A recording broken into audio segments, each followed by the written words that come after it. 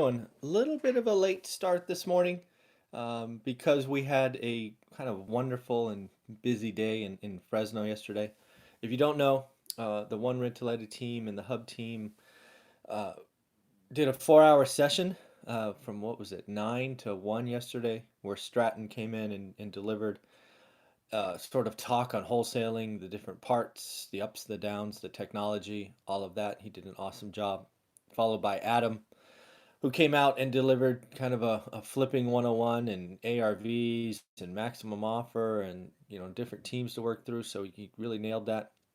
I tried to deliver some value around buy and hold and kind of the wealth concepts and foundation and different phases and kind of things that I think are important. But really, it was the audience that was there. There was, I would guess, between 60 and 70 people all there. They were active, they were interacting, they were asking questions, and I think we're going to do it again. I think we're going to make this a monthly thing. I haven't yet to speak with the team, but I assume that's what we're going to do. And then we had an open house from 3 to 7 p.m. at the hub. It's kind of the introduction. And it exceeded all of my expectations. The Fresno community and the folks that came up really came out and showed their support. I was personally talking to someone from about 2:40, so a little bit before 3, to almost 6:45. All right, so I was really glad we extended it to a 4-hour event from a 2-hour event. You never know what's going to happen, uh, but I think this was a start. We're off zero. The whole intention of the hub is to help people, help investors, help agents, help anybody we can. And I'm gonna probably do a video on it later, kind of breaking down all the various conversations I had and kind of share with that. But first off, I do need a special shout out to some of the big hitters from Fresno that gave us support in the morning and in the afternoon. Brad, Jason, and Matt, thanks guys for coming out. Thanks for giving us several hours of your day on a weekend. Your support means the world to me and really to the community. I think we can do big things by staying together and helping and really being part of kind of one movement going forward. So it's kind of cool. All right. So with that said, I have a question for you. Excuse me.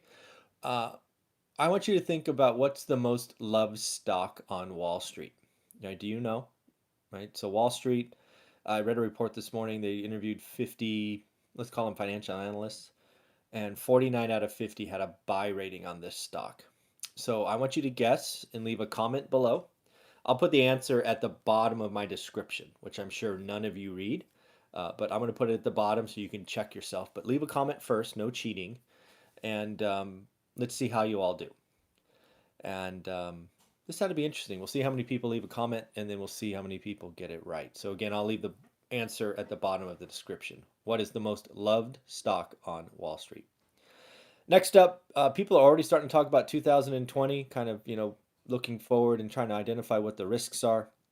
There's a pretty lengthy article on that this morning, and I picked out five that I thought we would talk about. Number one, across the board, is wealth inequality. And, that's really a topic that is going to get increasing attention in the national presidential debate. So that's not going anywhere. That's going to be right at the top of issues and whatnot. The trade war actually really consumed two spots on this list. I just put it in one. There's the whole phase one falling apart, and then obviously the larger trade war not getting done or going sideways. High yield credit, right? Companies and the like, also consumers. Again, they broke it up, companies versus individuals, but I just merged them together. Basically, a lot of companies are carrying lots of debt. It might be cheap debt, but still, as you add on, it becomes a problem. I think it was Chesapeake Energy we talked about earlier in the week, or maybe last week. That was just in trouble when they were natural gas, and natural gas kind of because of fracking is oversupplied. So watch out for companies with high yield credit or lots of debt. They actually called out housing crash in foreign countries, which I thought was interesting, right? They talked about Australia, Canada, and Sweden, right? The potential for their housing crash to create some kind of contagion across the world markets, I thought was interesting.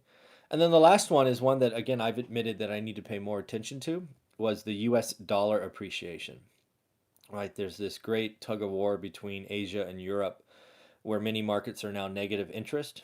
And, the dollar is low interest, or, the US dollars has low interest, but we're still above zero. So the dollar is appreciating. And if that gets out of hand, it really hurts our exporters and the like. So lots of things to think about.